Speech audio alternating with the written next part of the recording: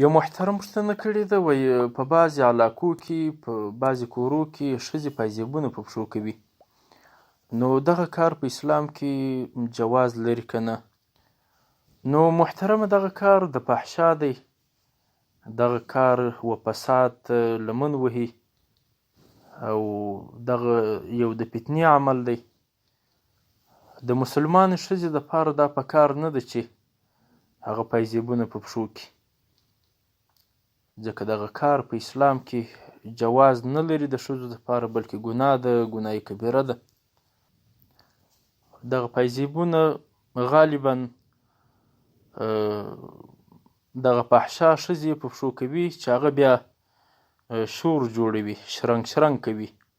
نو دغه کار د مسلمانې ښځې دپاره په اسلام کې جواز نه لري. امداد الفتاوا 4 ټوک او صفحه 113، همداراز مشکات شریف 2 ټوک او صفحه 390 او همداراز فتاوای حقانیه 2 ټوک او صفحه 215.